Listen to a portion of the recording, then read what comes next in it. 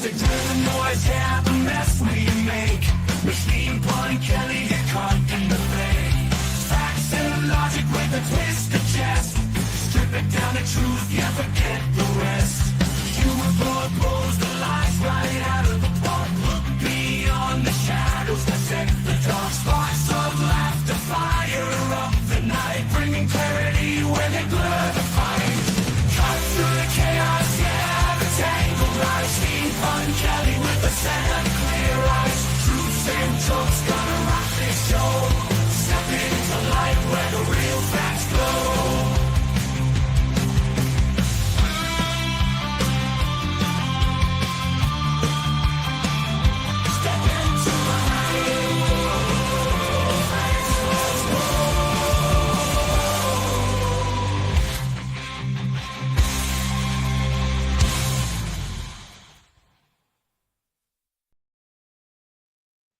Hello. So today I'm joined very happily by Dr. Patsy. What is your last name again? Klein? Evans. What's Evans. that? Evans. Dr. Patsy Evans. Dr. Patsy Evans, aka Resistance Kitty. So should I call you like RK, Patsy, Doc? What? Anything that you want. I'll answer most things. All right. I've been getting called my brand has always been Dr. Harmony for the last 20 years, but ever since November, it's become Resistance Kitty.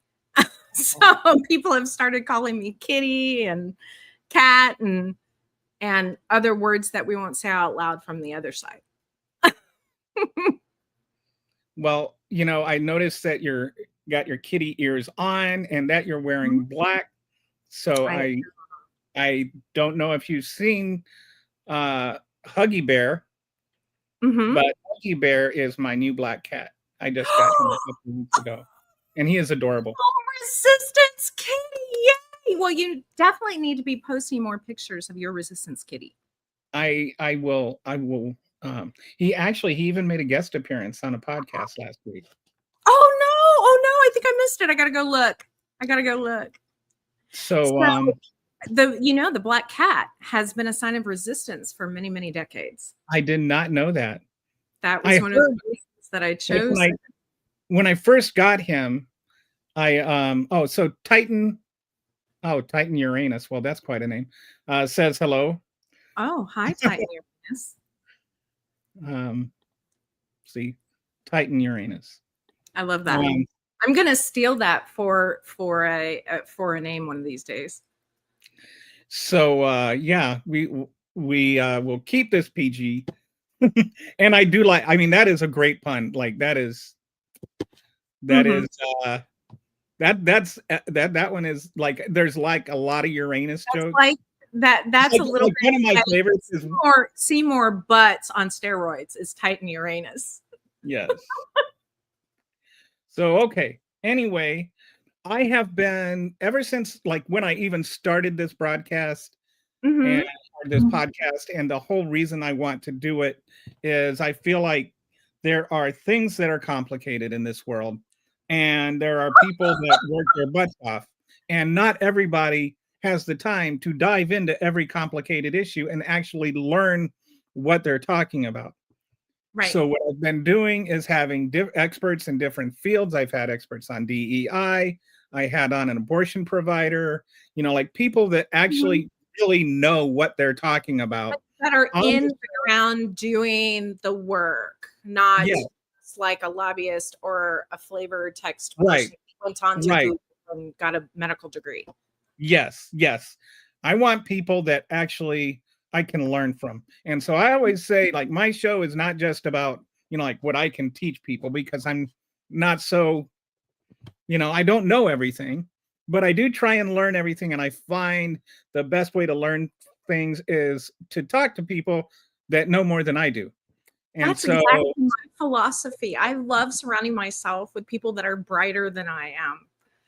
And I try to never be the smartest person in the room. Thank you. Oh my God. Yes.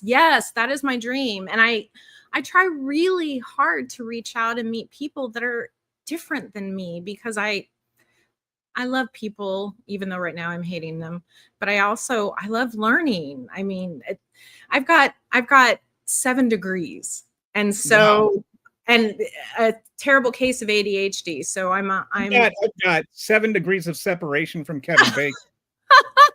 so, but it just tells you, like, I'm a learner. I want to learn. That is like, that's what I strive for. That's amazing. And so one subject I've been wanting to talk about for the whole time, and I've been trying to find somebody that really knows what they're talking about when it comes to what does it mean to be transgender, the politics around it, and all of that. So before I ask you the first question, can you just tell me what and the audience, what are your credentials? Like, Okay.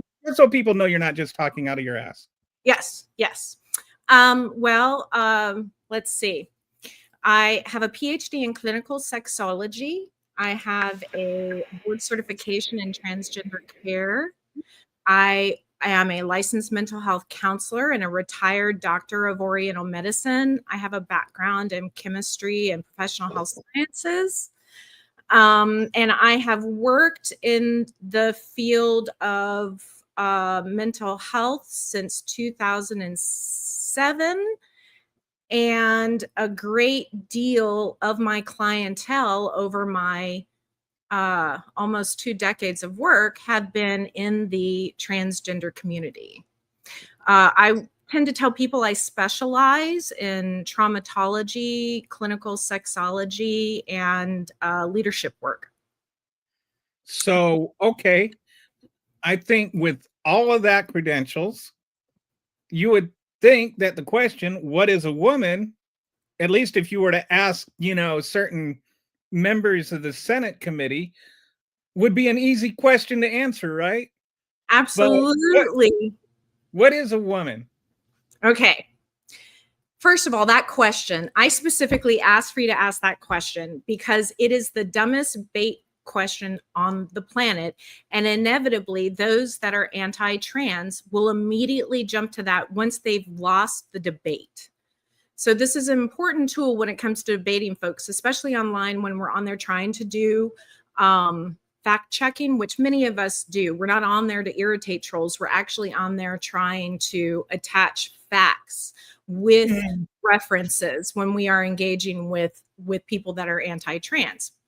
So, and it's not even a good one. It sounds like it's cooked up by somebody who doesn't know the difference between a uterus and an Uber, to be honest.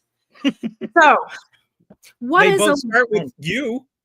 There you go. There's something, right? So a woman is anyone who identifies as a woman, period. No ands, ifs, or but. It's not complicated.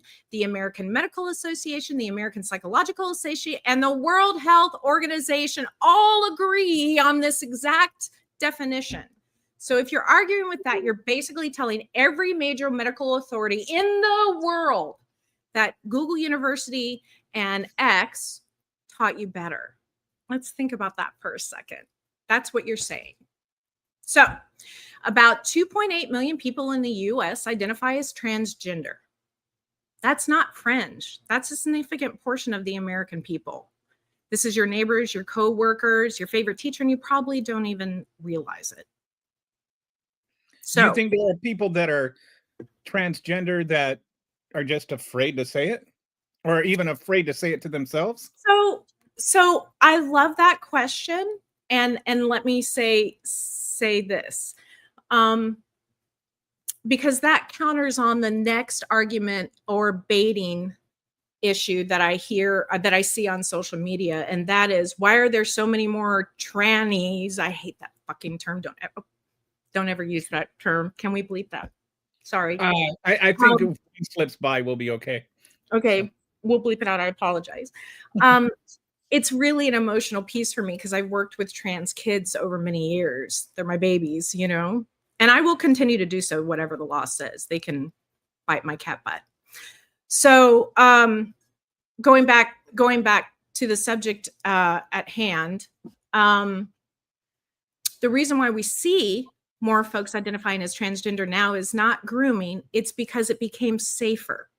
It became safer. The more mainstream that it becomes, and the more accepted it becomes, the more comfortable people become in living to be their genuine selves. I cannot tell you how many suicides I've seen over the years, and how many deaths I've seen from people having to do things like get illegal hormones because they can't afford the doctor to monitor it, or they live in a state where they're not able to find a doctor that's able to prescribe it to them. In fact, my mentor from grad school, I'm going to hurt. This is how it was such an honor. Many years after he was my mentor and my clinical supervisor, he sent me his daughter who was struggling with transitioning. And I actually had to coach and teach my mentor how to, how to be the best supportive ally he could be to his daughter. Actually, it's interesting. That's really beautiful. That says so much. It says a lot about you. She died 2 years after she started with me, when she started transitioning from an EP from having used illegal hormones, because she couldn't get access to them because she was on Medicaid and couldn't afford the fees for it. So it's not just the suicides that harm our beautiful trans babies. And I know that, I don't know if this is like if you, but since it's, you know, a present in the moment, suicide rates are much higher for trans children than cis children, right? Like, it's literally killing people to the Trevor gender care. Trevor product found that by the time they reach adulthood, 41% of transgender people have attempted suicide at least once. 41%. That is just, and then some, like I've heard MAGAs say, well, that just proves that they're nuts, you know, and it's like, that's not what's causing it. It's you telling them that they're evil. That and it's exactly what it is. So okay, this is actually a question we did not talk about, but I'm sure you will be. What is the diagnosis for transgender people? Like I can't think of the word.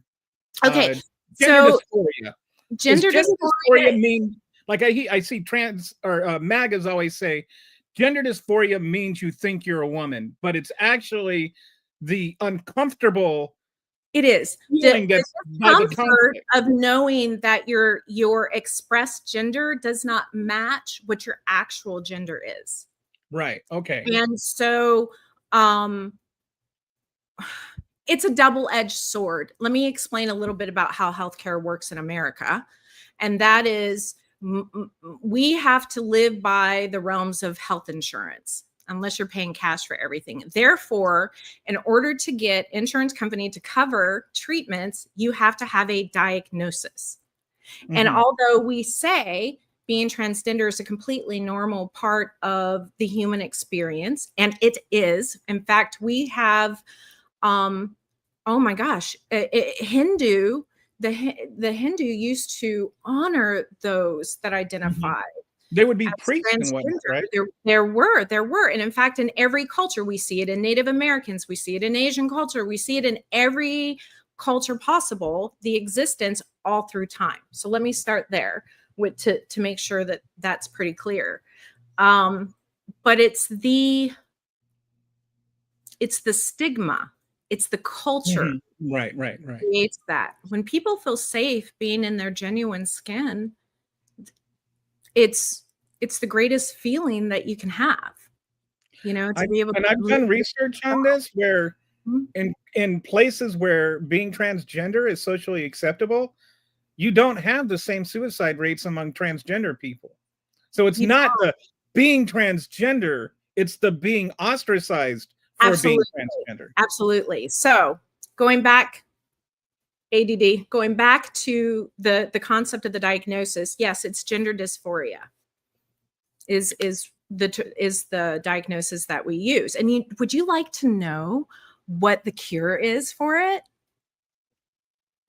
Transitioning? Gasp! Very good. And you didn't even need to go on Google or get a PhD to figure that one out. It's amazing. Right. And it's a loaded question. It's a very With the loaded wise women, and it's kind of an evil question. You know, it's like, and so this is one thing that I think maybe a lot of people already know, and is but what is the difference between gender and sex? Well, one is a combination of sociological and biological constructs is gender, and sex really refers to the biological piece of it. Especially one piece, right? Mm-hmm. Like what's between your legs. Mm-hmm. So I think there's a lot of confusion over that piece being the only piece in your physiology that determines gender. But, and you know, like I was telling you before we started, I'm not a scientist, and I'm not, you know, like I've read articles that it's like one of those things, you understand it when you read it, but when you try to say it back, you get lost. Right. It's not as simple as Y chromosome or no Y chromosome. Like there's other stuff that even during the gestation, right, where stuff can change. So you're like literally your brain's physiology is telling you you're a woman. It's not you decided to be a woman, but you look down and you decided to watch TV and think, oh, I really like dresses. No, that is not at all about it at all. Can you catch transgender? Is it like something that is it contagious? No, it's not contagious at all. Do I think that there are times where some folks will maybe who are feeling lost in their identity that might explore it a little? Sure. I think how many kids have we watched do that growing up where they'll go through phases? I mean, like my boys went through a dinosaur phase and a Pokemon phase, and well, sometimes gender roles are that way also. My younger brother one time was out shopping with his son, and his son was like 4, and his son wanted a Barbie doll. So he got the Barbie doll, and he's sitting there waiting in line. And the guy behind him says, "Why are you getting your son a Barbie doll?" And my brother says, "Because he wanted one. What's it to you?" And that was like, to me, the best answer. No, yeah, it's none of your business. It's none of your business. And to just give him what he wants, a Barbie doll, give him a Barbie doll. The way we learn about who we are is through exploring and trying things out. So the one thing I do feel like we need to point out is the misogyny of the right when it comes to transgender hate. If you notice, you never hear them complaining about transgender men. Yes. Ever. And I have a transgender nephew, and my wife has a transgender cousin. Both of them are trans men. But they never talk about that. It's only transgender women so this is very, very telling, because a lot of this, again, is control over women. Now, additionally, one of the things that I want to talk about is like intersex variations and the biology of sex and gender. First, we all start out as female. So if they think that we need to be whatever our biology says we are, well, then we should all just stay female, because our gender or our sex isn't even developed until a certain stage of the pregnancy where certain hormones start to come in to tell your body to either grow testicles or ovaries. And intersex folks sometimes have an XXY, an XY, an XO, like we see in Turner syndrome.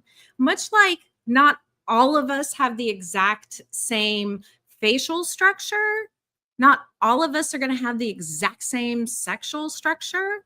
There's some commonality, but just like any bell-shaped curve, 85% are in here, and then we have our two extremes on the outside. Yeah. And when you talk about extremes, I think people misunderstand how statistics work.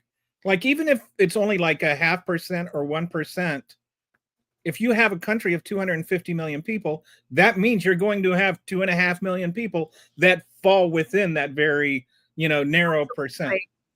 At the same time, they're spending a lot of time spreading hate and ugliness, and a lot of my taxpayer time passing bills for things that are irrelevant. And I would love to share a little bit about that.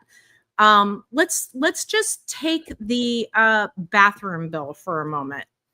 I pulled up. I know we kind of jumped ahead a little bit, but I just love okay. this so We're much. just flowing with the conversation here. Flowing with the conversation. So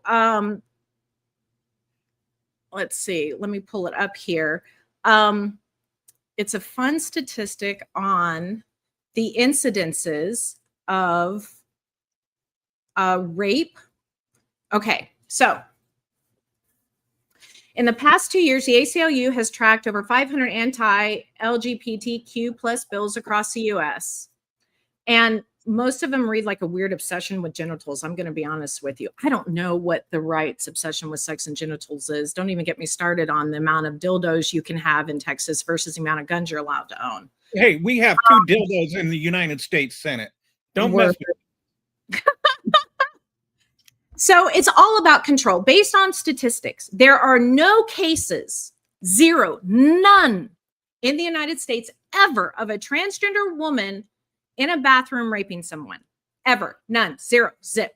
In contrast, though, if they're all worried about protecting their children and female spaces, gun violence is a leading cause of death for kids and teens in the US, with about 2,500 firearm deaths annually. So I sit here and go, if you're really thinking about protecting your children and women, why are we not addressing that first when that is a much larger issue?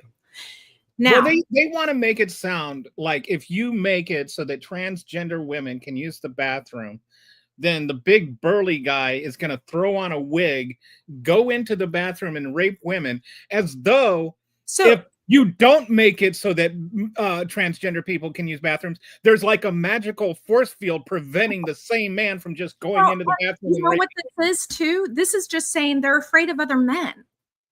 They're not afraid of women, they're afraid of other men, is what they're saying. Now, here's my favorite also. Let's talk about the athletics, because that's the thing they're facing the big shit show about. So let me just put it this way. More women have accused Donald Trump of rape than there are competing transgender athletes in the country.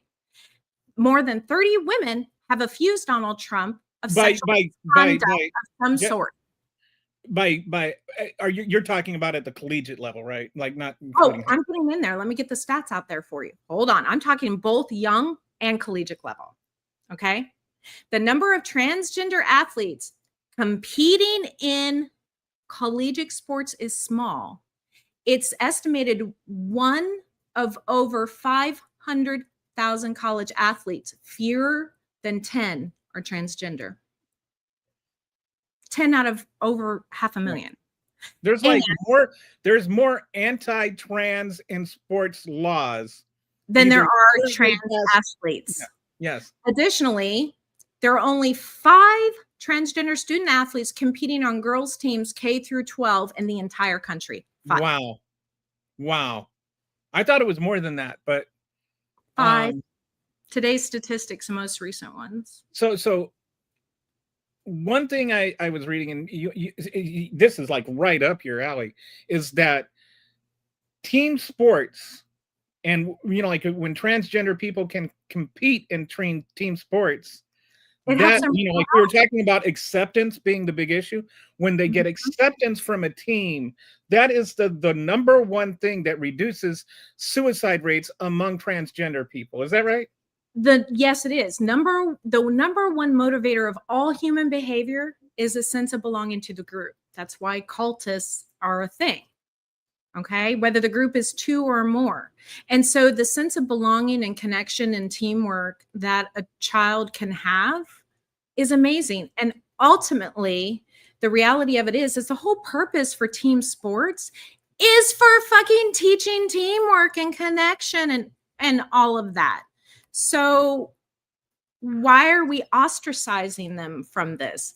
Yes. None of these kids K through 12 are it's ridiculous, absolutely ridiculous to be ostracizing a child. You know, So, one thing, I forgot what else.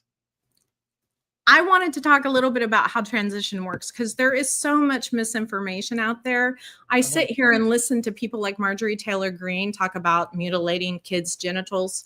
Yes, definitely. First and foremost, most child gender surgeries are related to things like sexual surgeries are related to things like intergenderism, hermaphrodism, things like that. The actual treatment. Can you explain what those things are so people, like if people don't know? Children who have multiple genitals, deformed genitals, things like that.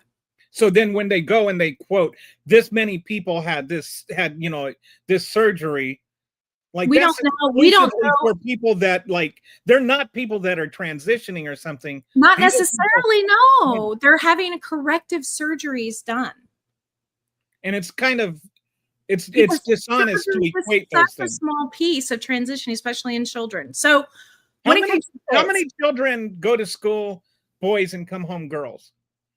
It's never happened. But that's what our president says. There's nobody identifying as a cat and using cat litter in schools either. But you know what is happening? Teachers do buy cat litter for their students so that if they're stuck in the middle of a gun shutdown, their kids can pee in the cat box instead of on the floor or on themselves. I did not know that. Yes, this is a thing. The other thing is how come we're having mass shooting drills at school and not like transgender bathroom drills at school? If it's such a big danger. Right. If you want my opinion, I think that Nancy Mace is gender dysphoric. She has a whole profile that says gender dysphoria. And I think she needs a therapist rather than processing her self-hate on the American people and a repressed culture. I've had the same thought, but I don't have your expertise. So with kids, let me explain how transition works. So people stop thinking we're running around chopping penises off during lunch break at school. So kids that are pre-puberty and many are we're acknowledging it more pre-puberty because we see the signs pre-puberty. There's no medical interventions, none, zero, none for young children. It's strictly social transitioning. They get to choose a name, pronouns, haircut, toys, whatnot, and often they're the ones asking for it. They're not having their teacher tell them that they're transgender and then being convinced of it. It's not liberal parents. No, I've actually never known anyone groomed to become transgender by their teacher at all. What about liberal parents wanting to show off their transgender children? No, I've never seen that. I've seen parents who are supportive allies to their transgender children. And part of being a supportive ally is taking pride and showing that you're proud of who you are as a person. Yeah. So, my brother that has a transgender child, all they felt was just concern for what could they do for their child, how could they help them, and whether they could help them. Fortunately, they live in a transgender friendly state. If they lived in Texas, they would be committing a crime by getting their children transgender health care. I'm in Florida and I'm pretty sure they're going to try to revoke my license because I see transgender children. Because they really want us doing conversion therapy. And if they really cared about the lives of children, like we were discussing, they would be looking like all I did. I had I used to be on the other side of this issue, if I'm being honest. And then I watched Boys Don't Cry. And this boy cried at the end of that. I did too. And then I don't know if you've ever watched what is it? So Soldier Boy. Sense8 on Netflix. Mm-hmm. That was by the Wachowski brothers that are now the Wachowski sisters. Mm-hmm.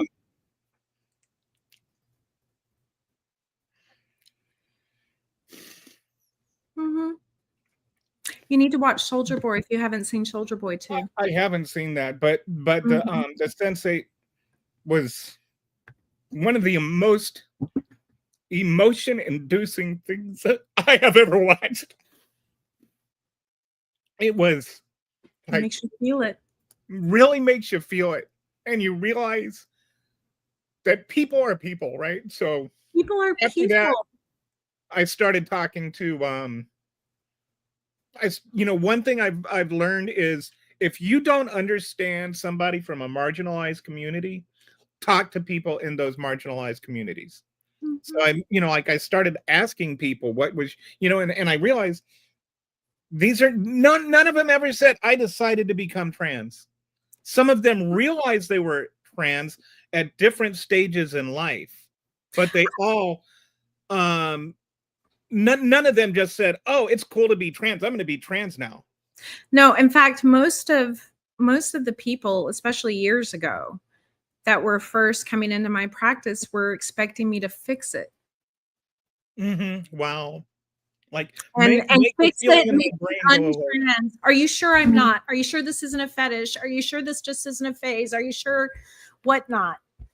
So going back to, I do want to go back to transitioning. With adolescents, we do use puberty blockers sometimes. That's after. It isn't just like some adolescent gets to pop in one day to the endocrinologist and go, I want puberty blockers. That's not so how long are they typically in counseling? They've generally been in therapy for years.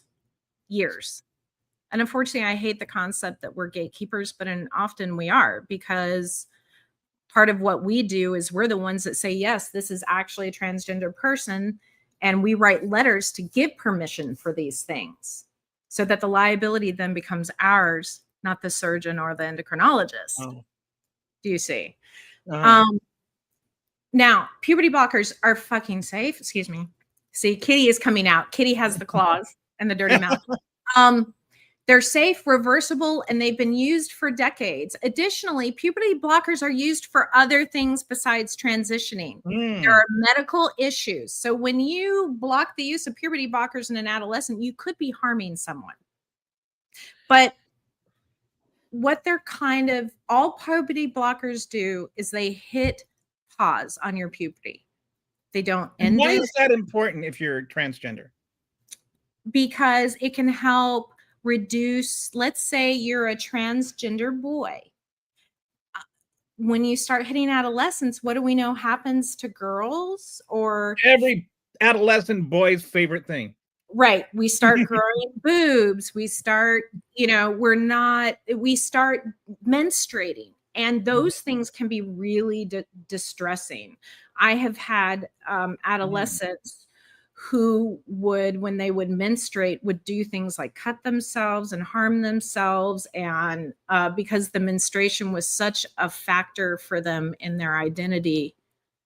So part of it is to help them. And are puberty blockers reversible? I see a lot of them. They are reversible. They are absolutely reversible. It's more like a pause button. It isn't a complete stop. Now, hormone adding doesn't happen until later teens with parental consent, with the consent of a psychiatrist, with the consent of a psychologist, with years of therapy. What's the difference between psychiatrist and psychologist? A psychiatrist prescribes medication. A psychotherapist or a therapist does the therapy insight piece. Okay, so that's because often we also see a psychiatrist because there can be comorbidity with depression and anxiety, and in case we do something to help them take the edge off until they have learned their coping skills and started their transition process. And most of that is because of the environment. It's not because of their hormones or the transition piece. It's external. I know. I thousands of people I've had these conversations with. Now, surgeries rarely ever happen, almost never, never, never, never under the age of 18. But do you know how many 15 and 16-year-old girls get augmentation? I do not, but I imagine it's more than a couple. It sure is. In fact, nose jobs, breast augmentation, Brazilian butt lifts, teenagers get those things. They're gender affirming, but not for transgender people. So fact checks for a minute. The American Academy of Pediatrics, who, by the way, is putting out appropriate vaccine guidelines right now. Don't trust the government. Go to the American Academy of Pediatrics.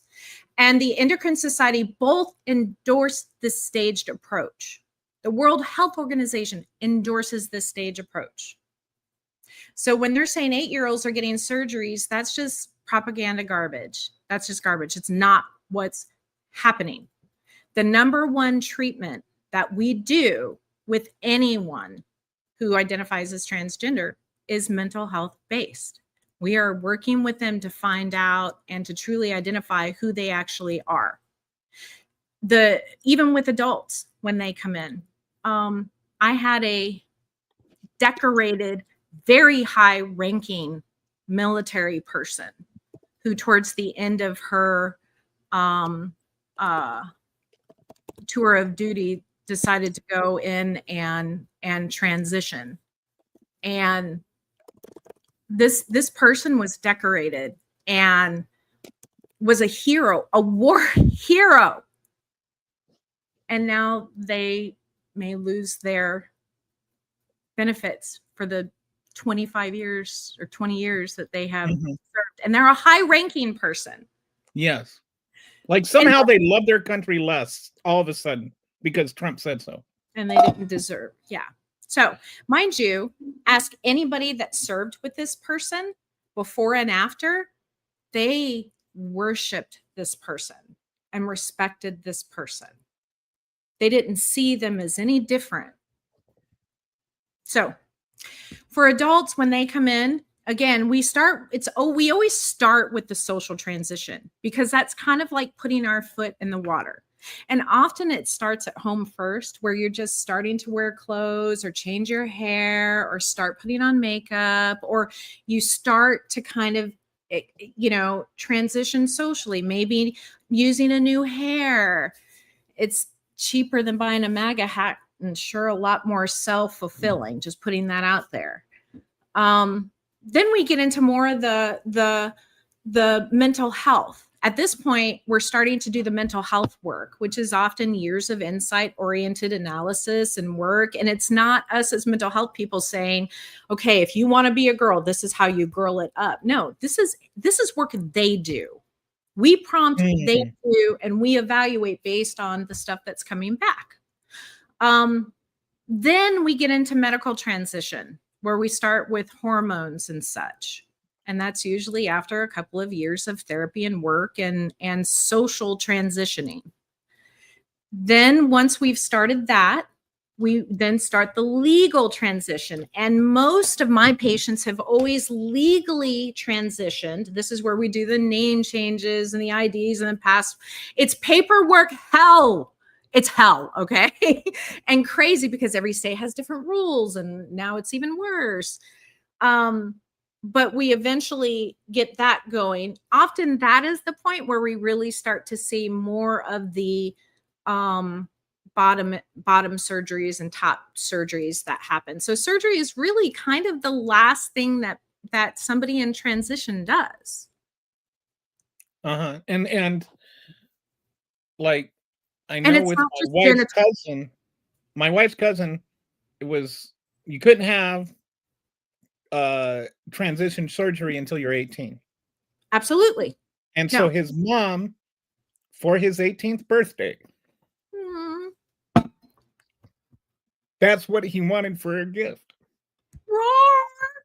So he had his surgery on his 18th birthday. Oh, that's so cool. I love that, Mom. I want to give her a mom hug and a mom prize. I should send her a resistance pin. Beautiful. Yeah. I mean.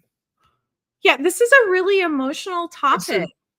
And for maggots, the only emotion they feel is anger, and none of it is empathy. Which is why I point out things like watch some TV shows, and they're like, "Oh, you're trying to normalize it," and it's like, "No, you're trying It's to normal. abnormalize it. You're trying. Yes, Trying to it make it is abnormal. It normal. is normal."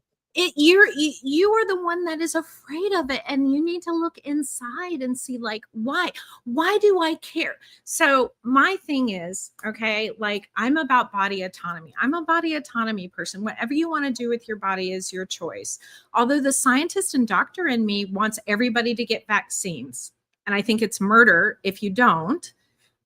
I still have this mindset of body autonomy, Mm-hmm. to a degree where you need to mind your own business and stop worrying about someone else's genitals. So, One of the things that as I you're do. talking, something just occurred to me now. Mhm. The only place where there seems to be legislation and laws that overwrite bodily autonomy are for women and trans people. Like It is. cisgender males don't seem to have any laws that make their medical procedures illegal. Like what Really. like we should make it like you have to be married and get your wife's consent in order to get a vasectomy. Well, that's how it is for us. Actually, this is a really interesting conversation that my daughter was having with her partner, where they're discussing they don't want children. And so she is discussing with him, oh, I need you to get a vasectomy. And he's like, why don't you get a tubal ligation? He can go in any day of the week and get a vasectomy. Anytime you are a young woman and you want to go in and have your tubes tied and you don't have children, it's a fight. I cannot tell you how many letters I've had to write for women who just want their uterus removed because of endometriosis, or they don't want children, or they're suffering from PCOS, and doctors refuse to treat it. It's just I would sad. say vaccine mandates are something against body autonomy, but that is my one exception. That is my one exception to it. However, the other thing I often ask people is, okay, so how many transgender people have you encountered in your life? How many of those encounters have resulted in violence? Mm-hmm. Yeah. And they associate it with pedophilia too, which is something I Which just is don't. What the hell? and transgender people are far more likely, like far, far more likely to be victims of violence than perpetrators of it. Yeah, I pulled up something like that they were like Like I've read like 40% times. of transgender people are assaulted in the bathroom every year. Mm-hmm. And here's the other thing. Again, where they're just focusing on transgender women. They're not focusing on men. But literally, we have a lawmaker harassing women in the bathroom. Like, what? You want to check I call her something we probably shouldn't say here. I'll tell you privately. I'm just going to guess that her name, like I would rather encounter actual Mace than encounter this person. Oh, she's an awful person. She harasses people. And I'm like, are you wanting to show genitals? Like, to me, I think she might even be a sexual predator because of this obsession. I wonder if she realizes that her bathrooms in her home are gender neutral. What does she do? Like, she's sitting there peeing, and then she hears the stall next to her door open, and so she didn't like the way it tinkled. Stops peeing, pulls up her panties, and then like walks in, kicks open the door, and says, "Let me see your junk. I need to make sure you're not a trans person." I am the vagina monger police. And I feel bad for her constituents. South Carolina District 1, you guys must live in a utopia, because if your lawmaker is spending this much time fixated on transgender issues, you're either the most transphobic district in the world. You must live in this amazing space where money's not a problem, groceries aren't a problem, healthcare isn't a problem, crime isn't a problem, because clearly, this is who you put into office to fight for what you want, which I guess I don't understand. For me, I'm I'm more broke than I was in college and would really like grocery prices to go down and, maybe healthcare for everybody. So my patients, don't choose suicide over treatment because they can't access treatment. Right. So, and they say, if this is mental health based, why are we cutting funding for mental health all over the country? So it's crazy. So just to get back to the how transition works thing, where so there's like years of counseling that go in, then there's maybe puberty blockers, Maybe, but and they're not used often. then eventually there may be some top surgery for like women or trans men that are like 16 years old because they don't want to develop breasts, because that's Which, by the way, is something that can be reversed because they can get augmentation later if yes, they want just to like detransition. So, and if they get breast augmentation, we can have them removed. It's not an uncommon thing that happens. and It's but interesting.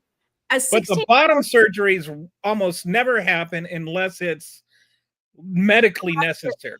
That we are talking about deformities and such. Yes.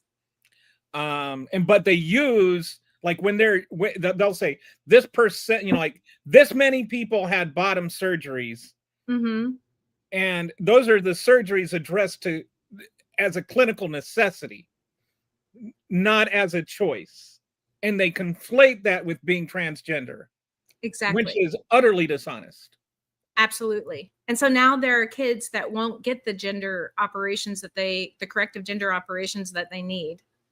Because so what about people that transition as adults? Like, okay, what about them? They were, like they went through life. They maybe, like they didn't realize they were transgender until I met a guy on Twitter that didn't realize he was transgender until he was 50. Well, like, I mean, it's not that he didn't realize it, but he didn't really accept it. Let's correct this. Okay. Most adults that are coming later in life to transition, they knew. Okay. They just didn't feel safe to do it. Okay. People that are coming out later are because they never felt safe doing it until now. So yes, I have had over the last several years, many folks. I've had people who have transitioned in their 70s. Wow. And they had a life of a lot of pain and can finally make a place of peace. And that's really sad when you think about it. Yeah. My military person, one of them, I've had many, didn't feel safe doing it till she knew that she was going to be leaving the military. So is it like, I'm just thinking off the top of my head, and I don't know if this is completely off, but like, I can see if you're a transgender woman and you're in denial, you want to double down on your manliness, and so becoming a Navy SEAL is the most manly thing that you can do. And then you become a Navy SEAL, you become a badass that can go out and just murder a bunch of terrorists or whatever, or kill a bunch of terrorists. And you find out your brain is still telling you you're a woman. Like, is it possible that some people steer harder into their manliness because they're actually transgender? Absolutely. And in fact, it's not uncommon for many who have developed the self-loathing, especially those that are raised in religious homes, to put up this mask, this over like the alpha male generation of people. Real alpha men don't need to post online that they're alpha men. They just live as alpha men, and these guys are so insecure about their sexuality and about their gender that they have to like put this mega push out there. That is about as surprising as closeted gays writing anti-gay legislation. This is exactly it. Are we talking about Johnson, Tim Scott? I could go on a list. So, and like, I don't like it when people like call Lindsey Graham Lady Graham or whatever, because I feel like that diminishes transgender people. Like I don't like using transgender insults I hear you. because I hear you. I think it diminishes what, like it you're just falling into the same game they play. Just like I don't call Nancy Mace a man. If I engage with her, I put statistics out there and I just say you really need to get a therapist and stop processing your gender dysphoria on the American people. And you are actually like you're qualified to have an opinion on that. I think sometimes MAGAs and some liberals like have completely opinions they're completely unqualified to have. It's based on the data that they get on the internet, and that's terrifying. That's the tools you're using to so and also propaganda sound bites, which I hear more than anything are the propaganda sound bites that especially the right is just that it's been a hot mess for about the last 7 days. They are just pouring their bots out there and posting hundreds of times an hour all of this stuff. Like right now, Trump is saying that the reason the country is shut down is because we want transgender for all. What does that mean? What does that even mean? What does that even mean? Do we want people with a transgender identity to be able to feel free and normal in this culture? Yes, but that has nothing to do with do we want healthcare for all people? Do you know of any cases where somebody was forced to be transgender that wasn't? No. Have you ever told somebody they're transgender just so you could get paychecks? Absolutely not. I get paid whether they're transgender or not. At the end of the day, whether they identify or not, I still get paid. You're just there to help them. I'm just there to guide and help them in the direction they need and want. So let's talk about how that kind of care actually saves lives, because I think that that's something that gets lost in it. This is life-saving work that you do. Absolutely. There are three things that I think traumatize Americans more than anything else. And the first thing is poverty.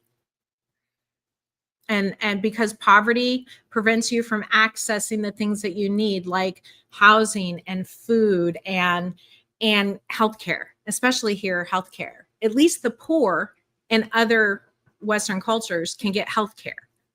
They may be homeless, but they're going to be able to see a doctor. The second thing is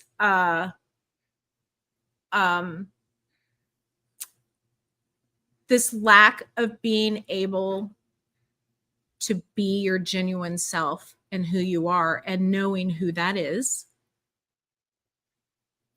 And I had the third thing and now I've just lost it. Silly ADHD. It'll come back to me for a minute. But with that being said, what we do in therapy, one of the things we do is to help you to learn to live comfortably in your genuine self without having to face the world with a mask, so you can learn to set appropriate boundaries for yourself so that you are able to live the life that are part of what your values are. And when people live in a world where they're constantly masking and not able to be proud of who they are, that there's no self-hatred worse than that, because you're looking at the world saying, I'm bad, I'm awful, it hates me, I have to be something that I'm not.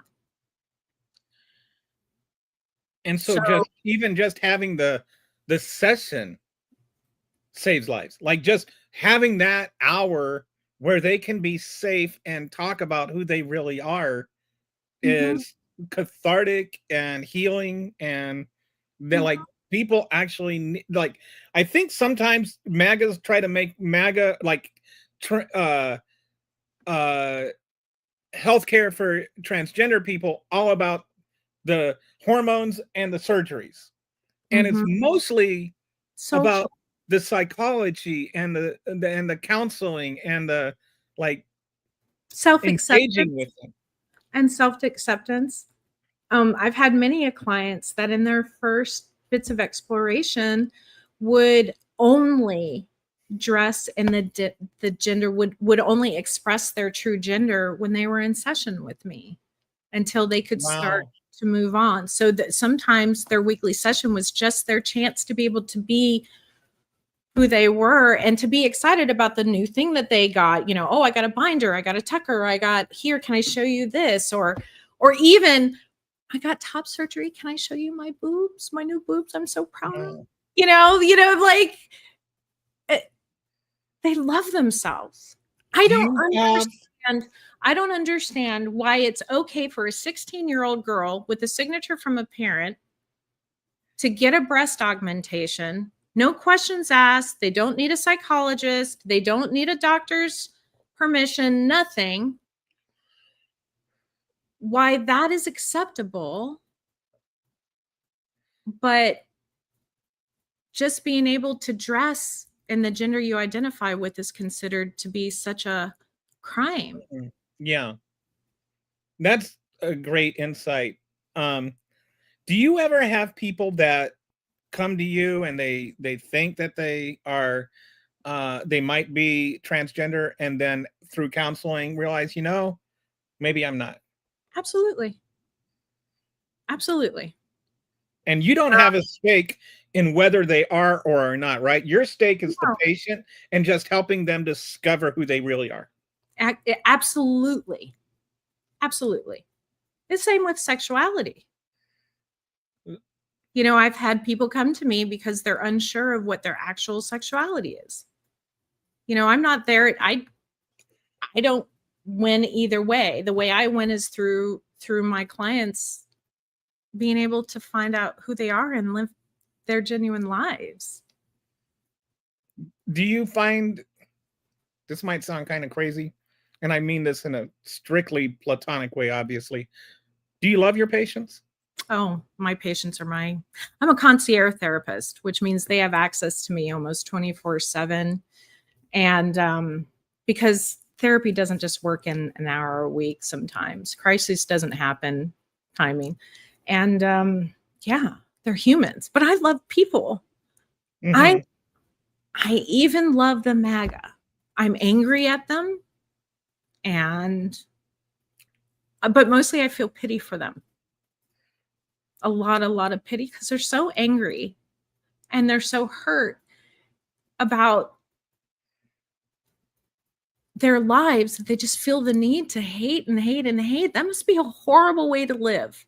You have to Can you lash out imagine and to be and angry all the time and to the only joy you get is to attack people? What a horrible way to live. Like, yeah. I lead with love, or I try to, except my dark passenger kitty is a little. Love the Dexter reference. But yeah, no, I had to stop seeing children for a while because I wanted to adopt them all. My husband Wow. finally said, "Okay, look, we got 5 kids. You got to stop here." But yeah, they're humans. They're people. They are, and I, like, for me, like I said, I used to be on the other side of this. I used to say it's on the what's on the outside that counts. And then I realized I was wrong. And I think one thing that people need to realize is that learning is good. It's not I changed my mind. It's like I learned something. I got new information. Please. Yes. I accepted that. Oh, yes, this is my biggest pet peeve. Okay, so what if somebody said something about homosexuals 3 years ago and then evolved and shifted? Yes, that is how we are, evolvers and growers. And if you're not growing and you have the same exact opinions you did 10 years ago, that is not somebody that I want in my orbit. Yeah. You do you. No That judgment. just means you have a closed mind. Yeah, like And honestly, if you have a closed mind, it's an obvious correlation. If you have a closed mind, the more closed your mind is, the more ignorant you will be, because the less open you are to new information, the less open you are to learning. If you're not learning, by definition, you're ignorant. Absolutely. Absolutely. And that's the thing also, that's sort of, I know that we're drifting off topic, but let's talk about people who go to school and get an education. those of us that go and get advanced degrees are not groomed to be liberal. We just learn critical thinking skills, and our eyes were opened with more knowledge. So we get more understanding. Just like I love immigrants. My father was first generation from Mexico. In fact, on his birth certificate, it says white Mexican. Wow. It's interesting. And, part of what makes our culture rich and delicious and exciting and fun is the combination of all these beautiful cultures, the foods, the rituals, you learn, and it's like virtually everything about American culture has been influenced in some way by people of color and immigrants. Like we would not be who we are and be what we are as a nation without immigrants. And like I just can't imagine how boring food would be without Mexican food or Italian food or German food or Chinese food or Vietnamese food. Like we have, if you go to Chicago, I say I love Chicago because you could just like be airdropped anywhere in the city. It's one of my favorite cities. I love Chicago. And within walking distance, there will be at least 10 different kinds of food at mom and pop shops from people that are from that country that are just amazing. Like Chicago is beautiful because of just the food. And our food would be so boring if it weren't for immigrants. Absolutely. That's just one thing. But even just, even there's not a day goes by that I don't learn something from someone that I just met or knew, whether it's online or in person. It's not to be afraid of. Right.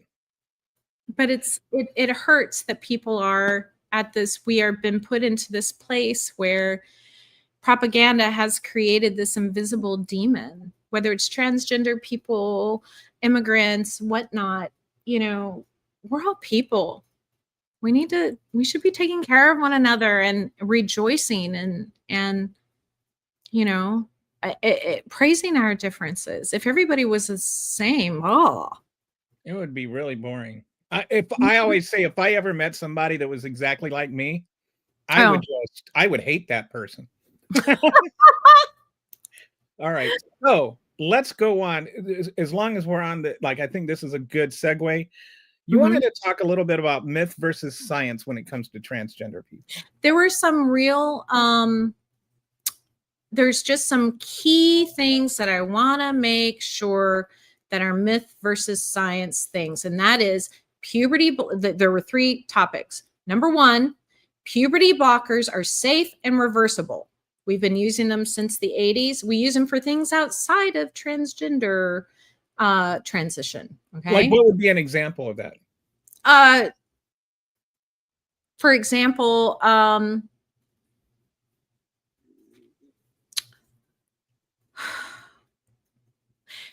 we can use them if somebody has a certain kind of tumor in their endocrine system that could be creating a disruption.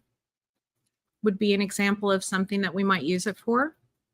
We might use them for a treatment for PCOS or endometriosis. We use hormones and that sort of thing for treatment for those things all the time. Are any of those things potentially fatal, or? Everything is potentially fatal. Water is potentially fatal. Okay. But let's talk about safety wise. I'm going to jokingly say they're as safe as Tylenol. That's good.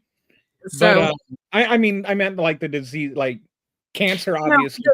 When they are monitored by a physician appropriately, they are safe. Now, there are people that are allergic and people that. I'm sorry, I just want to clarify.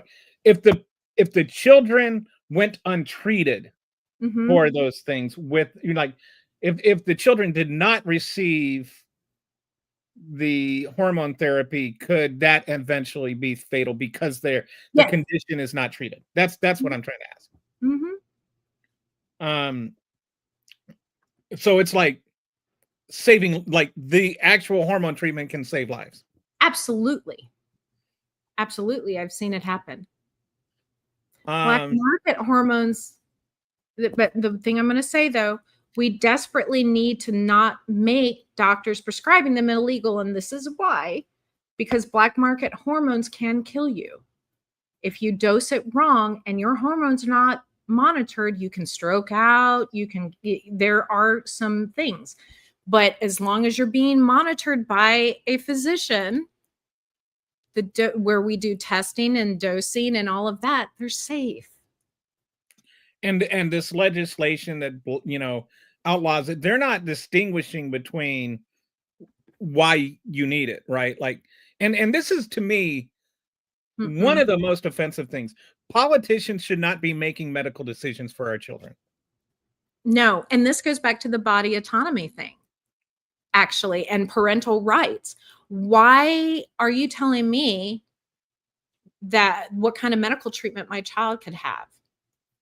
And this goes back when the anti-vaxxers start complaining. I'm like, okay, I can see your side on this as a person who believes in abortion and the ability for me to have my child have appropriate medical treatment that's approved by the AMA.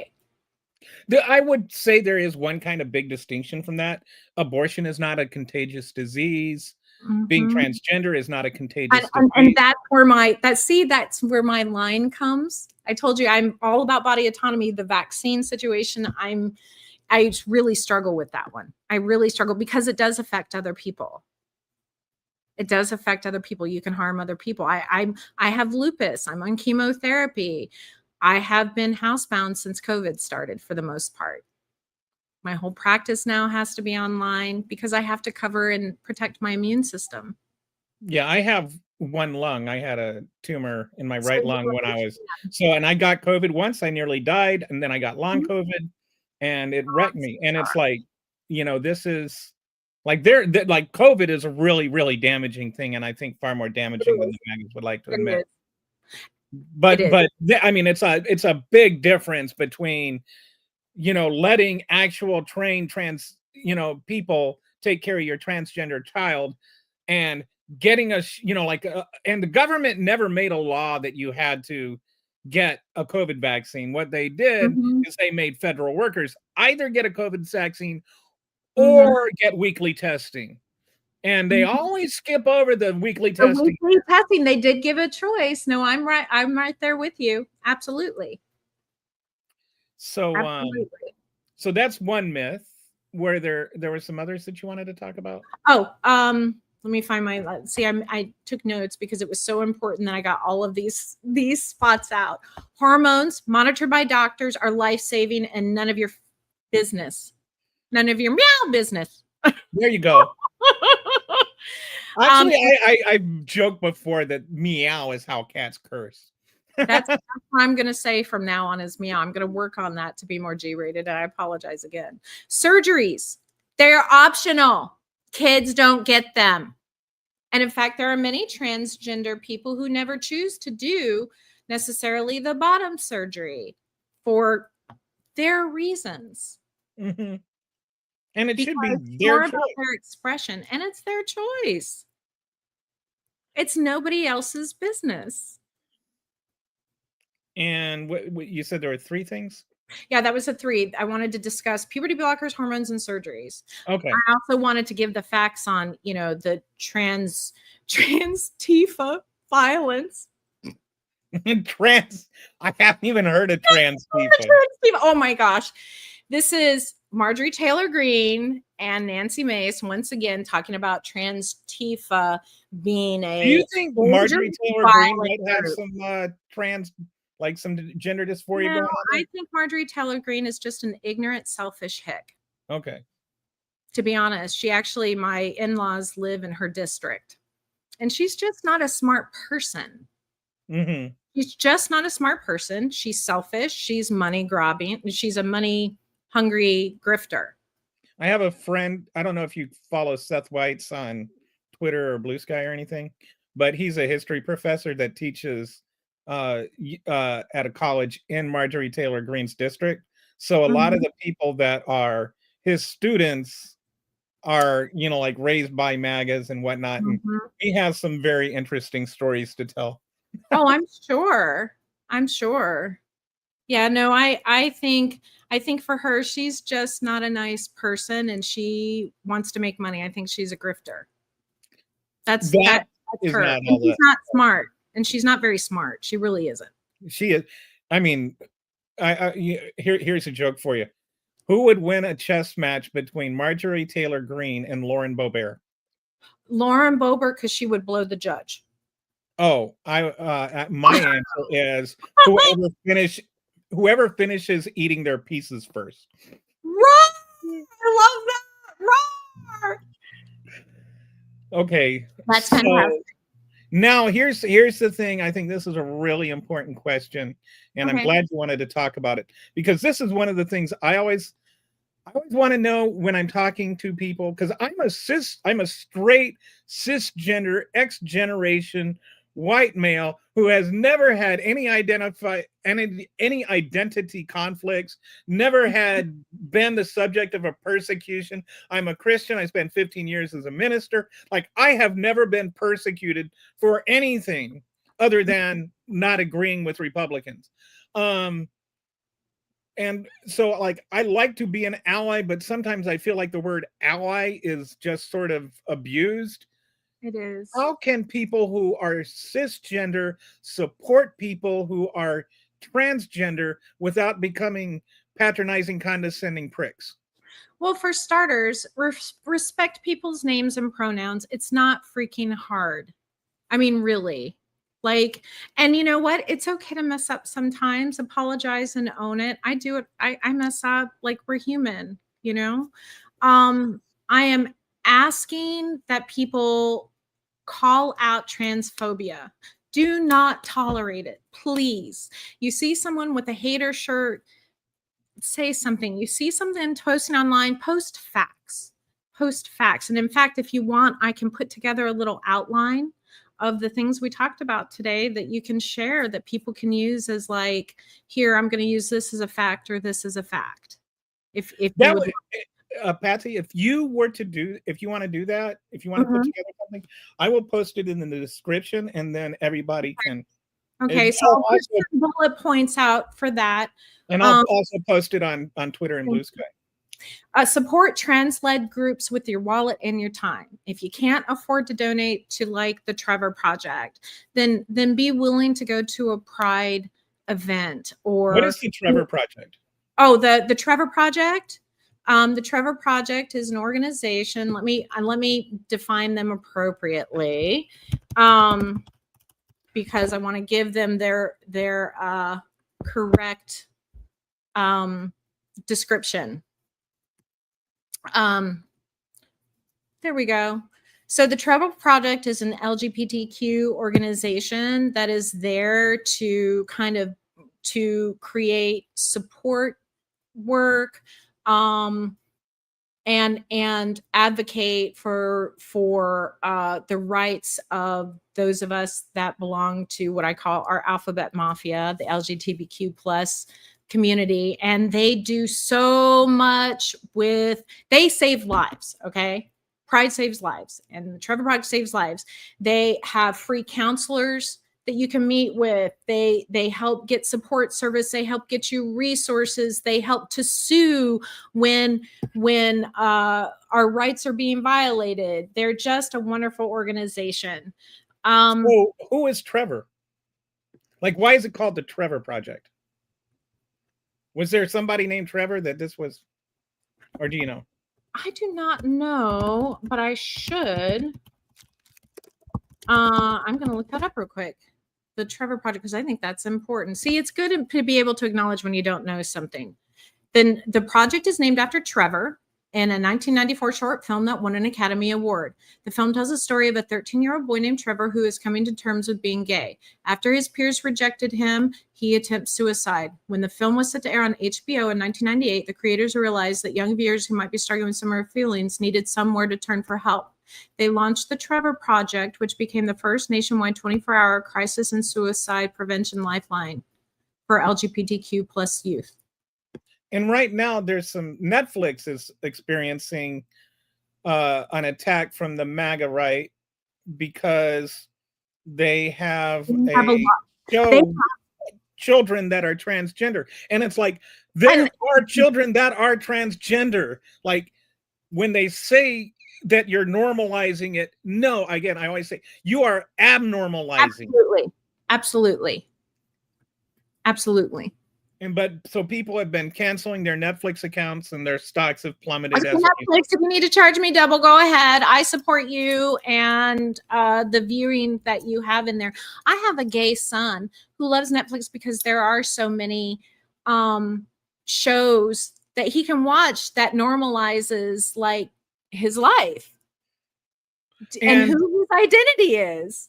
And you know, like HBO. And actually, the Trevor Project even does studies of TV and movies, right?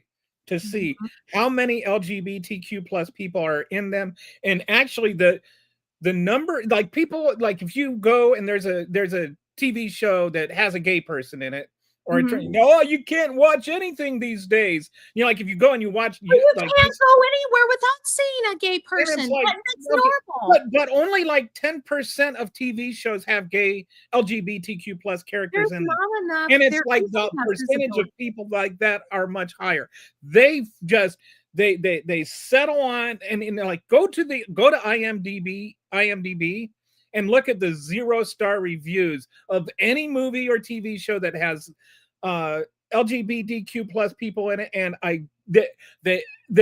all the 0+ reviews are giving them 0 stars because they have that person in it and they didn't even watch the show. And the more of those that are there, the more likely I am to watch that show and recommend it, because that just says everything I need to know. I'm like, oh, this really touched a nerve. Art is meant to make you feel.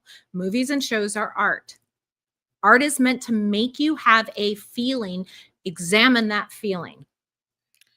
So my younger brother yesterday or a couple days ago made this comment on a Facebook post that I really found fascinating. And it was talking about how children don't read for fun anymore. Like it back in when I was a kid, it was like 60% of children would read fiction books for fun. And now it's down to like 8%. And so my brother said something, and I just like one of those things that makes you like have an epiphany. He said, that's why I think there's an epiphany gap.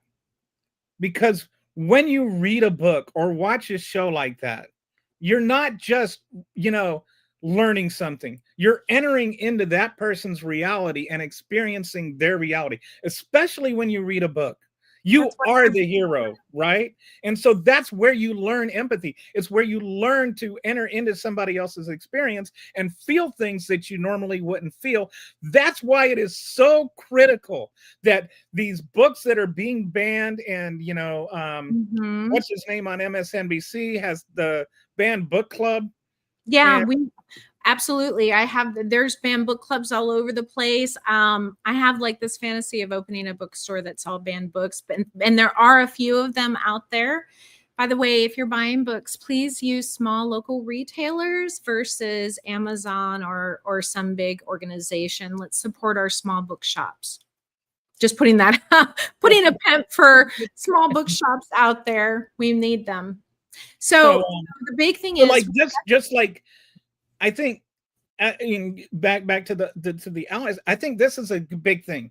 Like actually try to understand what it's like to be trans and not just make like this is their reality. This is their experience, and you cannot judge it based on your opinion. You can't judge somebody else's reality based on your opinion, especially when your opinion is uninformed. I am reminded, I went to school in Germany. I was raised in Germany. What part? Actually in several different bases. My father was special forces. My grandfather was a general, and I spent most of my lives around NATO bases. Okay, and, I was TDY in Wiesbaden. Wiesbaden, one of my favorite places in the world. That used to be my weekend place with my mom. And let me just add one Tuesday- thing that is completely Oh, irrelevant. okay. America needs to open up, like there's a Wiener Schnitzel chain restaurant that doesn't sell Wiener Schnitzel. If somebody were to sell authentic German Wiener Schnitzel, they would make bank in this country. That stuff is, Tell you, you know, and I mean like where you got the sausage and the bread on the side, and you know, like actually the way you get it in Germany with the German mustard. That is one of the most delicious things I've ever that put you'll in my ever mouth, have. and I Yeah, just there's wish nothing. I could do it. There's nothing like it. There's nothing like it. No, I'm right there with you. So Well, I there's my rant. lived in Viersek, Offenveer. I lived in Worms for a while. Wow. And growing up in Germany, I went to German schools. I hit a couple of dot schools, but mostly German schools. Their teaching methods are very different than they are here. And teachers are revered in Germany more than doctors. Like they are considered, like parents were afraid of the teachers there. Very different. And I had this amazing teacher growing up, Frau Schnell. And one of the things that she had us do was teach us prejudice through having us experience it based on eye color for a week. So one day, if you had brown eyes, you were the best and you got all the little perks, right? And she would have the kids with blue eyes, and we were told to treat them poorly, type of thing, right? And then the next day it was blue eyes. And by the end of the week, everyone had experienced what that felt like. Now here's another assignment. She was the best. Like I had a similar experience in a class where everybody drew a number from a hat, and it was 1 or 2, and there were like 90% so very twos and 10% ones, and the class even self-segregated without her having to say anything, just based on what their numbers were. And then the ones were, you know, like the ruling class, and the twos were the subjugate class. She even participated. Frau Schnell even participated in it, because what she did was she would like give Fs to the students who were like and assigned attention. Like she was hardcore in it. Now here's another assignment she did that was amazing. On another month, we were learning about disabilities. She had us have disabilities. Like we picked out of a hat what are disabilities, and we had people that had stuff over their eyes, and people that had earplugs in, and people that were confined to a wheelchair. And we spent a week like this with a disability. Just like in the class or outside of the class too? In the classroom. And but we went places, and in the way our schooling system worked, like we would have to bus over to our other main campus, and so we'd have to participate and try to help each other in these things, and like our blind person, somebody had to sit and help them read. But the concept of it was she forced us to develop empathy in those areas. And that is the type of education we need to be doing, especially right now. And so I like if I'm able to have an honest conversation with a person that is not transgender, I just ask them, what if you were forced to be female? Like if you're a male and you were forced to be female, how would you feel about that? Like what would you be thinking? How would you feel? And it's like a transgender male is being forced to be female. Like they say you can't change your gender, and I'm like, you're right, you can't. That's why we need to that's why we can't prevent it. We can't, like you're asking people to change their gender when you ask a trans woman to be a man. So and the other piece of it is imagine being targeted by the government. Yes. For who you are,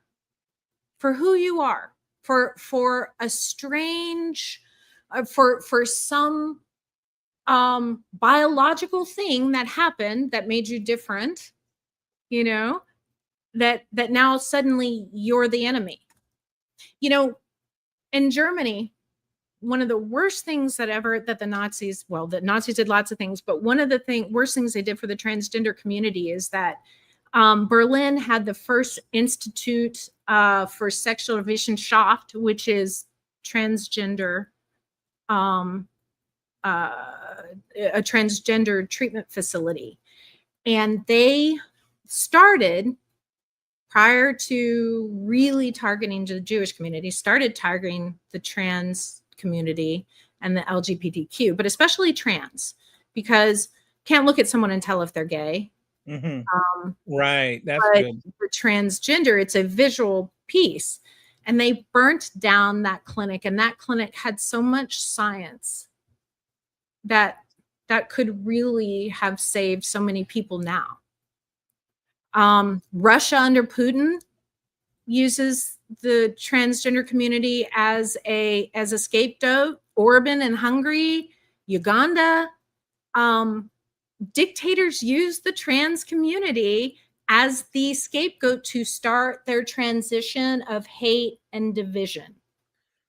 And so those of you that are hating on trans people, you're being used. You're being used as a tool for dictators. They always say that they try to take away the guns. That's not true. What they do is they try to take away your independence, take away your right to choose, take away your freedoms. Your voice. We all know we knew fascism was going to come to this country wrapped in a flag and carrying a Bible. Yeah. I think the part that upsets me the most about all of this is the hypocrisy. I always say MAGAs never stop talking about the Constitution and the Bible, and they never read either. Mm-hmm.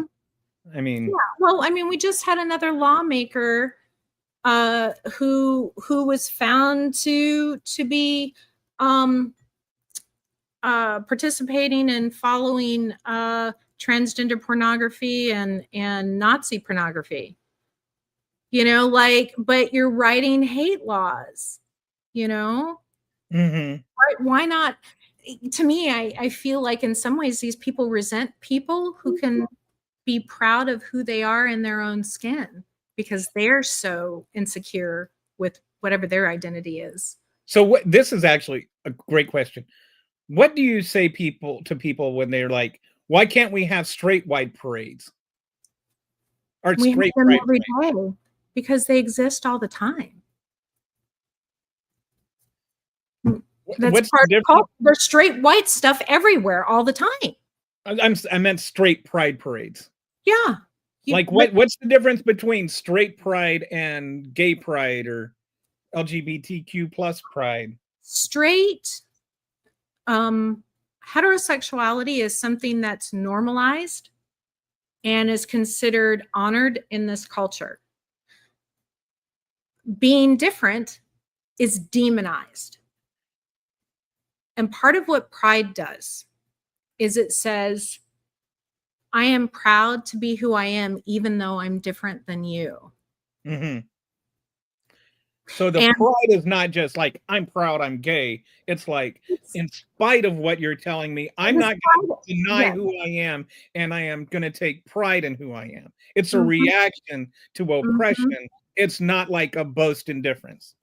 No, it's acknowledging a minority in this culture that is repressed on a regular basis. It's us being able to say, hey, we're cool. We were different, but we're cool. And I am proud to be who I am. I don't hate me.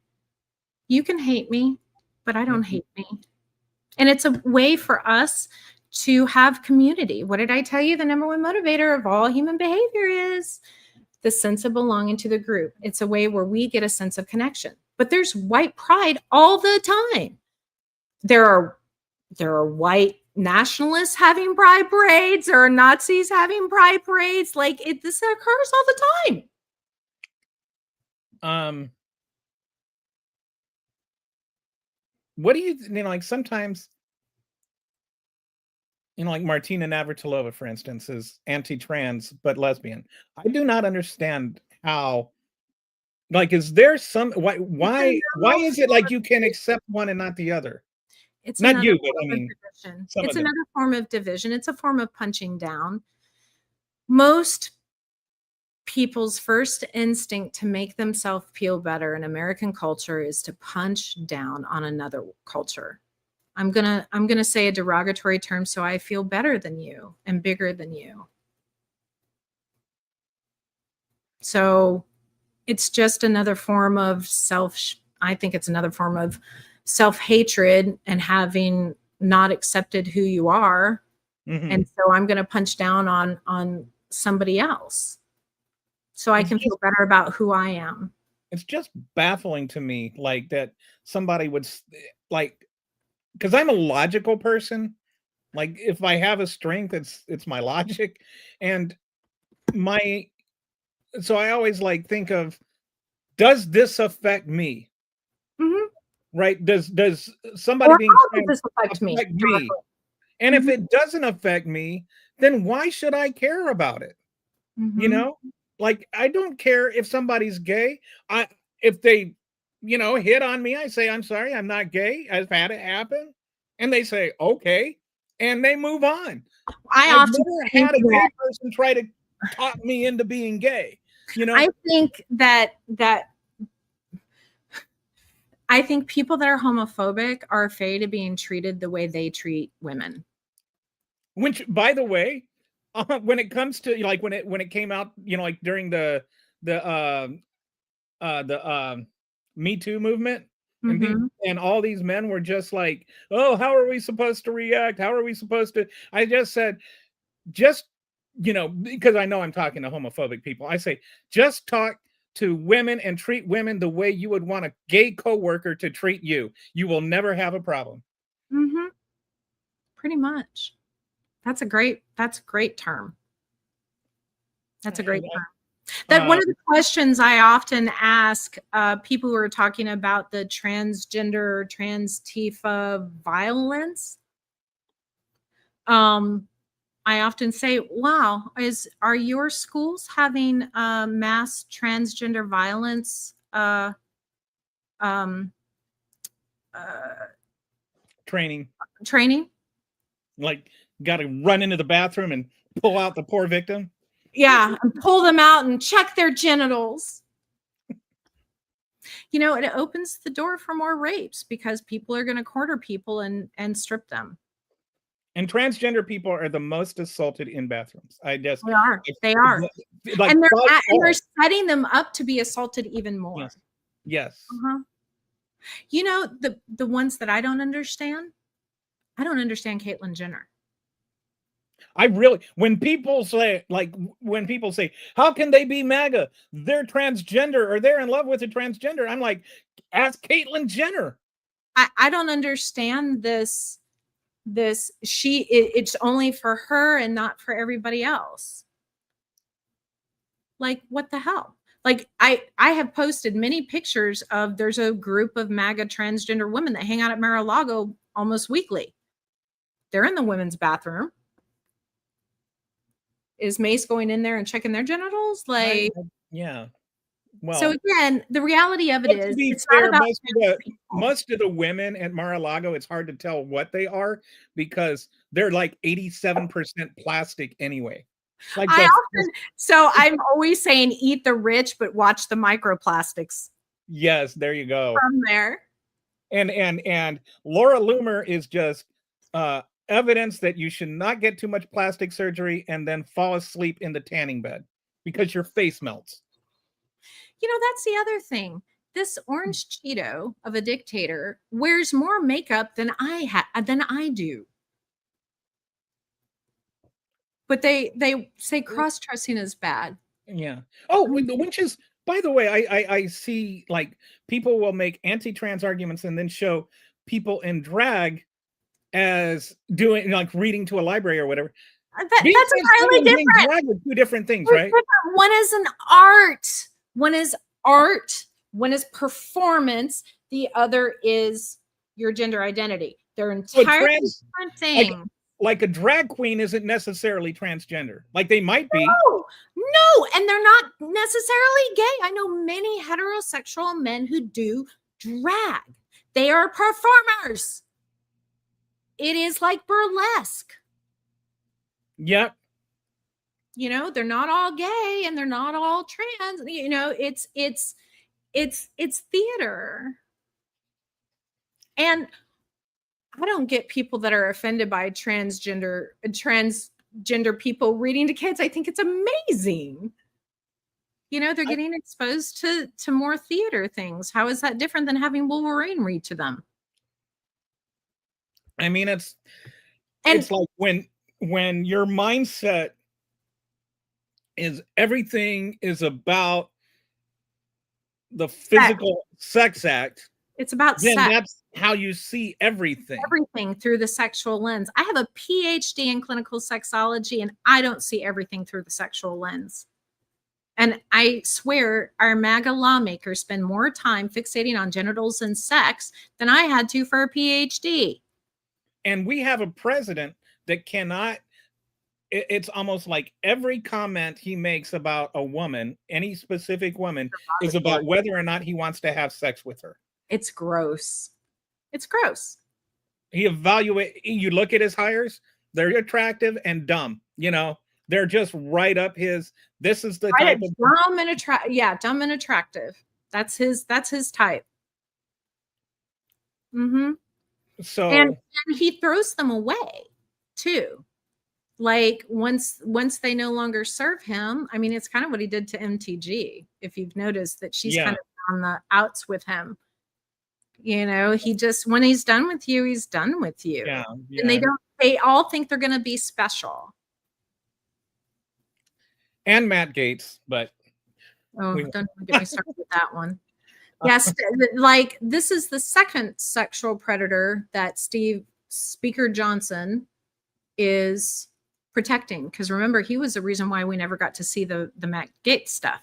Yeah, remember when they talked about appointing Matt Gaetz as the special counsel to look into the Epstein files? Oh my God. Yeah. I mean, you know, you can't. That's like asking Jeffrey Dahmer to be the health inspector for a restaurant. You know what I'm saying? Exactly. It's just that the amount of bizarre that we live in right now is unbelievable.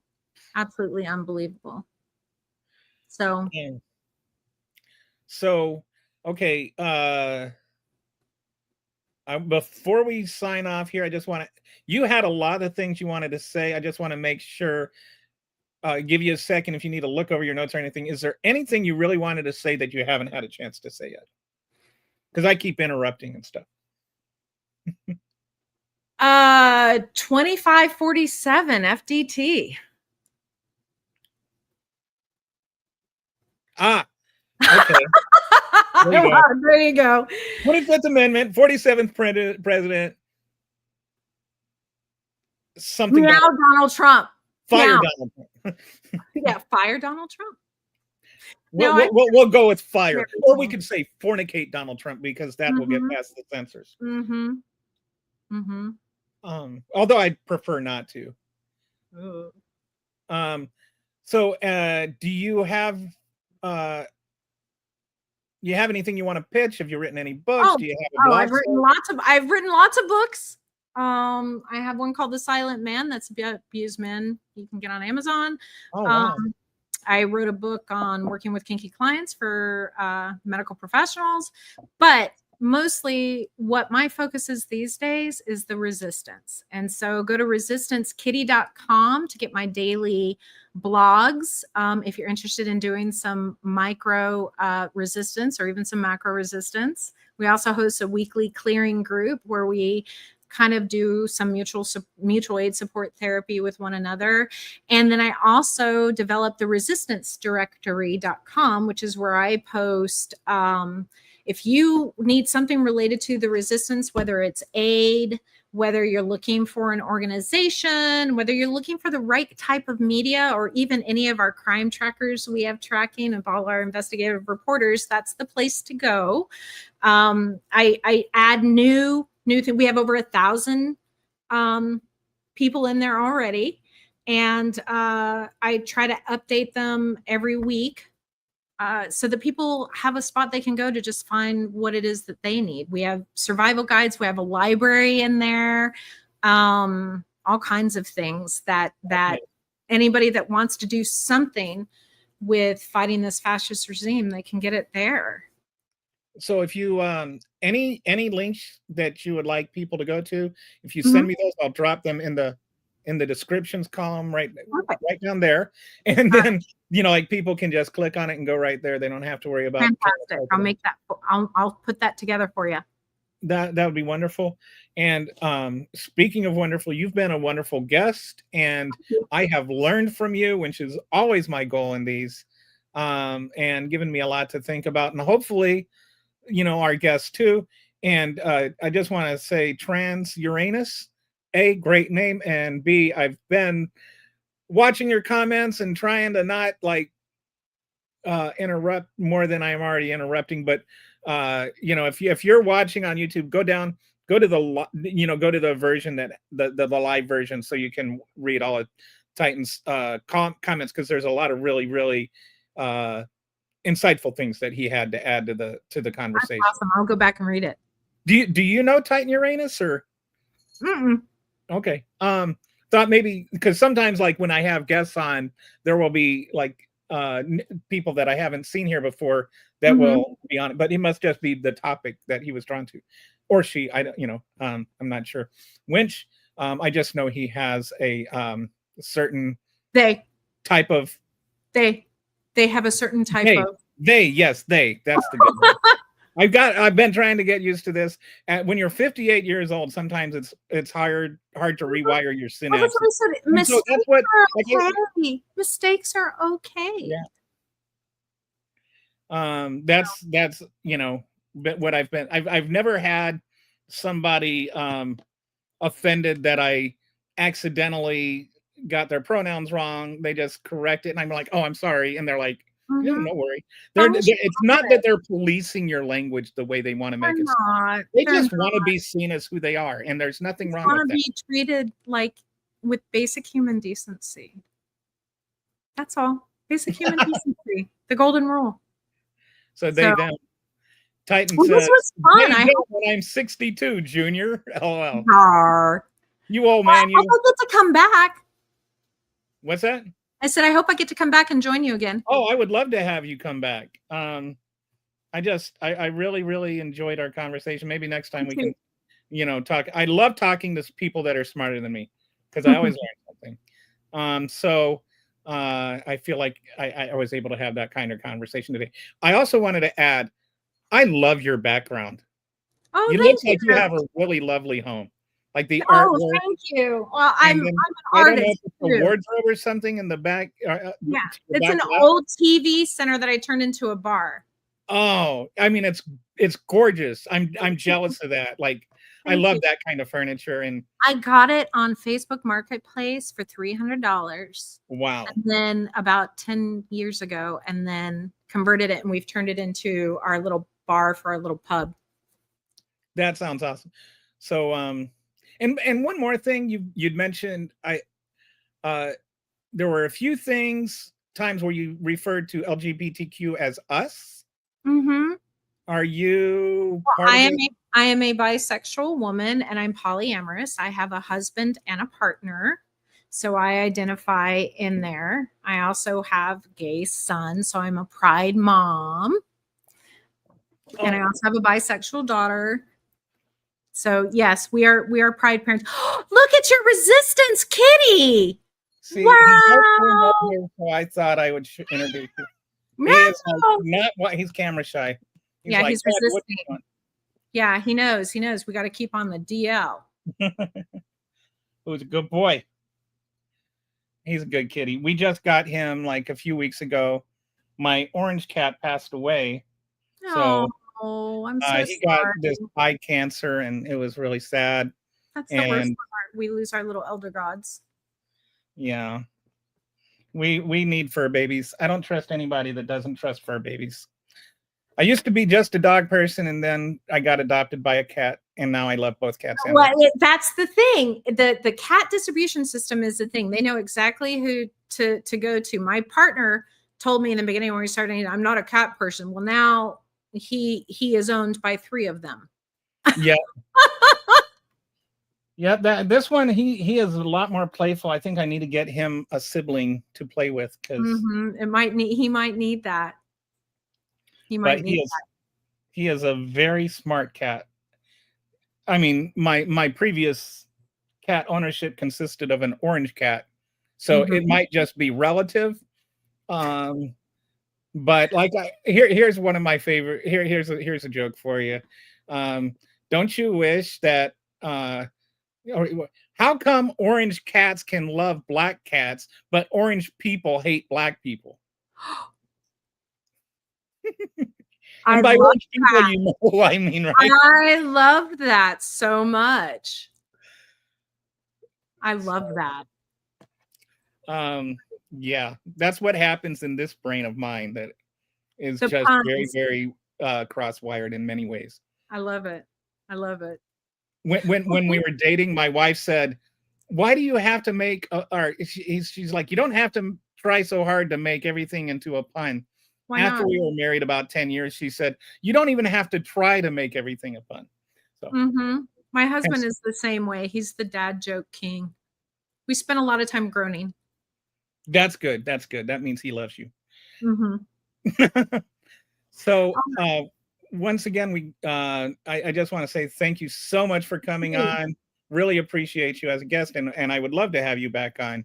And I'll add all that stuff into the description below, and I'll send you some. send you the link and everything so that you can share it with whomever you want. Awesome. You've been awesome. You've been awesome. Thank you. Thank you. I will see you soon. And thank you too, Titan. Sorry.